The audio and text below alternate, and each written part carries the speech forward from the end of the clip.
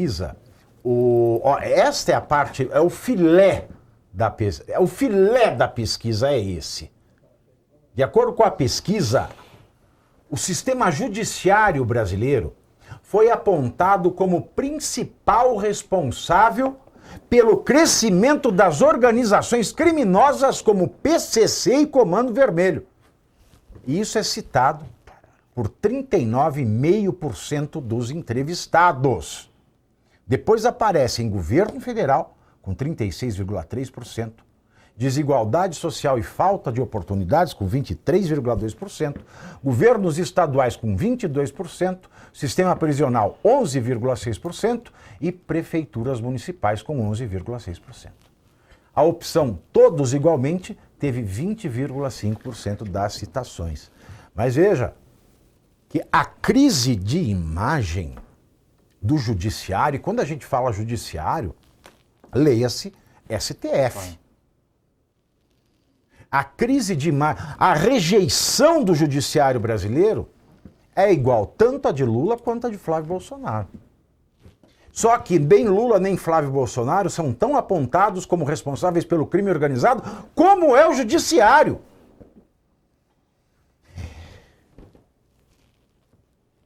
Essa pesquisa revela algo muito grave.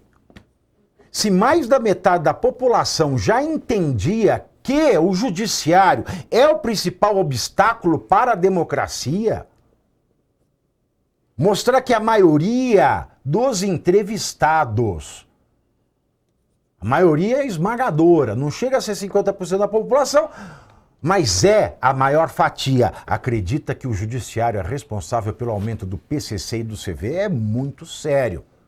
Porque o judiciário está aí para fazer justiça e não para fomentar o terrorismo.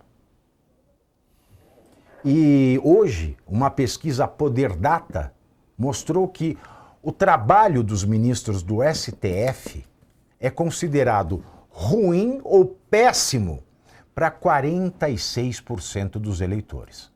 A taxa caiu 6 pontos percentuais em 2 meses, quando 52% respondia que era ruim ou péssimo, né, que foi o maior patamar desde 2021. Apesar do recuo no quesito negativo sobre o Supremo, a taxa de 46% ainda supera com folga os apenas 15% que consideram o trabalho dos ministros bom ou ótimo. Os que consideram a atividade da corte regular são 27%, enquanto 12% não souberam responder. Holliday, qual você acha bom, regular, ruim ou péssimo? Péssimo, muito péssimo. Justifique e exemplifique. Eu percebo o resultado dessa pesquisa muito por conta de algo que, infelizmente, no Brasil a gente já se acostumou a dizer, né?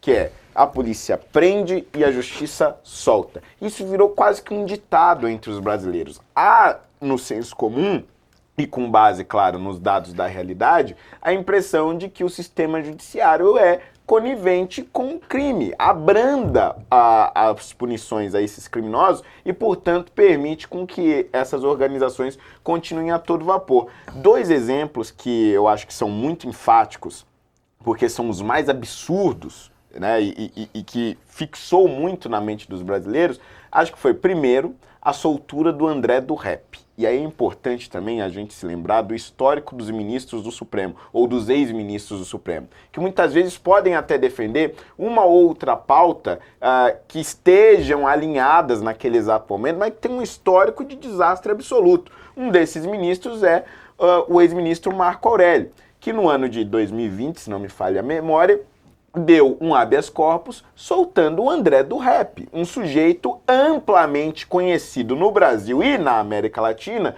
como um notório membro do PCC. Recebeu o habeas corpus, tentaram, de alguma forma, reverter ali na época via presidência do Supremo, já era tarde, o alvará de soltura já tinha chegado na prisão, quando foram atrás dele novamente, já tinha fugido num jatinho pra Bolívia e sabe Deus onde ele tá hoje. O rap é aquele os mano pô, as mina pá, os mano pede as mina dá, não, ele não é ratinho cantor, pra fazer não. DNA. Não é só o nome dele.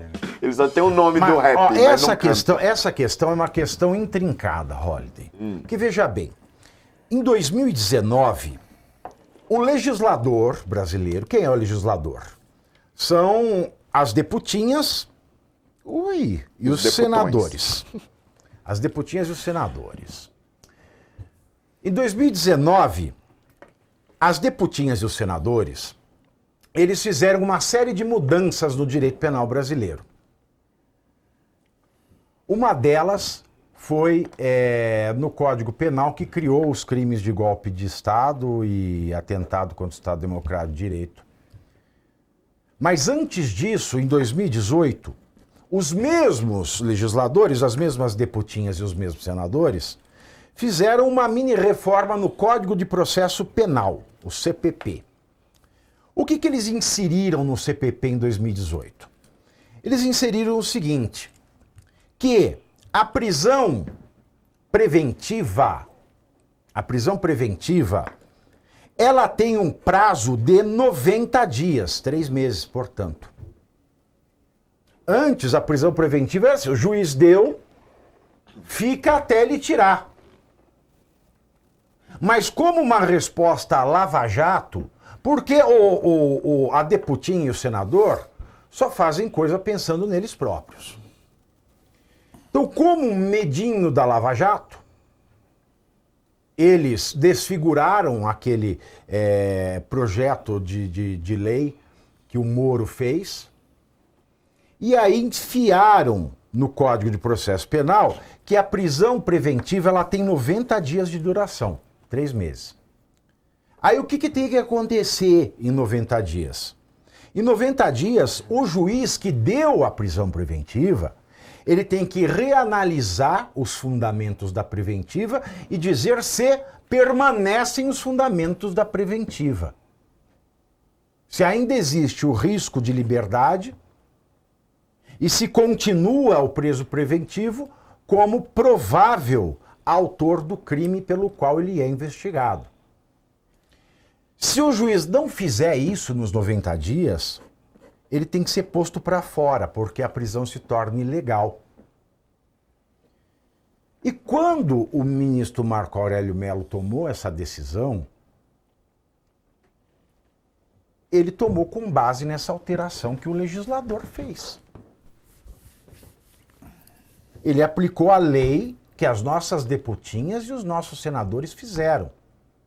Lei que foi aprovada no Congresso, foi sancionada pelo presidente Bolsonaro e assim foi publicada e entrou em vigência e o Marco Aurélio Mello, sem querer, eu não tenho nada a ver. Aliás, o Marco Aurélio Mello nem vai com a minha cara. Tá? Já deixa aqui. O Marco Aurélio Mello não vai com a minha cara. Então, assim, eu não tenho nada a ver com ele. Mas o que ele fez ali foi aplicar a lei. Quem fez isso? O nosso Congresso superconservador fez isso. Aí o que aconteceu? Aí aconteceu que começou muita gente sair da cadeia. Por quê? Porque o juiz, meu amigo, o juiz, depois da pandemia, ele vai para o fórum 1, 2 vezes na semana, tem 60 dias de férias, tem 13º, 14º, então ele não está muito aí com a hora do Brasil. Aí o STJ, que está abaixo do STF, ele tomou a seguinte decisão, que depois foi ratificada pelo STF. A lei diz que é obrigação do juiz reavaliar a preventiva de 90 em 90 dias. A lei diz isso claramente. Mas nós, do Judiciário, dizemos que nós transferimos a obrigação para o advogado. A lei diz que a gente é obrigado a reavaliar automaticamente de 90 em 90. A gente decide que a lei não vale, porque o juiz está acima da lei. Então, de 90 em 90 dias, o juiz tem que reavaliar se e somente se o advogado do preso pedir. Aí já começou a cair, porque tinha advogado que perdia, não pedia, etc e tal. Aí chegou o 8 de janeiro de 2023. Aí lascou. Aí, bicho, aí a fodelança com a lei chegou ao estado da arte. Porque o Alexandre de Moraes falou, não, a lei simplesmente não se aplica. Eu tenho que rever a prisão de 90 em 90 dias. Vou citar o caso do Clezão. Caso do Clezão. Já não teve audiência de custódia, ou seja, já era ilegal a prisão dele desde o momento 1. Virou preventiva, mesmo sem ter sido fundamentada.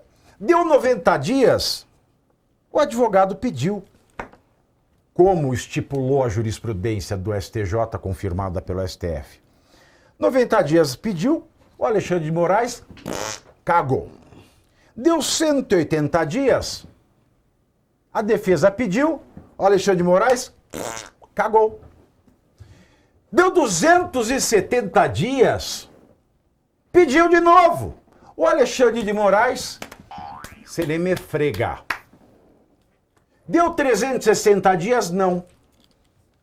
Porque no 300º dia o Clezão morreu. E aí ele não vigiou a lei. Então, se a lei foi lançada, serviu para o tráfico, tem servido para o tráfico, mas para o pessoal político não vale, né, Caivano? Não, não vale absolutamente. E aí, você fez menção ao Marco Aurélio Melo e a soltura do André do Rap, que o Holiday lembrou. Os mano pô, as mina pá, eu lembrei os mano do... pede, as mina dá, depois vai no ratinho pra fazer DNA. É o André do Rap. Que horror. Ele foi o relator da DPF 347 e saiu de lá uma denominação para essa DPF, chamada Estado de Coisas Inconstitucional, e que nada mais era do que o desencarceramento em massa. Era isso que o STF decidiu através dessa DPF, defendendo os direitos humanos, mas aí para os manos. Então veja aqui o que o Paulo Gonet disse recentemente sobre isso, está totalmente ligado Ontem, ao que, né? Ontem. ao que eles já acreditavam desde 2017, que acho que é o período que a DPF foi ajuizada, e depois acho que ela é relatada em 2021. Agora, sabe o que eu achei engraçado? Isso, você me mandou o vídeo do Paulo Gonet hoje, né? Ele fala que os bandidos têm direitos humanos. isso. Aí perguntaram para ele, e os presos do 8 de janeiro? Ele ficou quieto. Né? Exato. Aí você veja, se os presos do 8 de janeiro ele ficar quieto, e quem tem direitos humanos é bandido, quer dizer que os presos do 8 de janeiro não são bandidos. Exato. Perfeito. É essa a Ora, leitura ora. que eu faço. Perfeito. A Verdade. relação lógica, né? É a lógica aplicada. Perfeito. E aí tem uma outra coisa, né? Quando ele diz isso, Pavi, ele se esquece dos direitos humanos das vítimas desses bandidos. Esses não têm direito a direitos humanos? Não, esses se lascaram. Pois é. Já perderam seus entes queridos, né? Na maioria dos casos, aí, infelizmente, porque o Brasil é um dos países que mais mata no globo terrestre. É como se fosse uma guerra, né? O Brasil mata em um ano o equivalente à guerra do Vietnã, que levou 10 anos. Só para vocês terem uma ideia, uma noção de proporcionalidade. E aí as vítimas não têm, obviamente, elas não tiveram a defesa do Estado perante esse bandido, e agora seus familiares que perderam essa vítima, obviamente, esse ente querido, não têm direito aos direitos humanos. Mas o Paulo Gonet diz que os bandidos têm. E essa pesquisa revela justamente isso, que é a síntese de tudo isso que a gente está falando, Pavinato, que é a desesperança do povo brasileiro com a justiça brasileira. Por falar em desesperança, a fala do presidente do Senado, Davi Alcolumbre,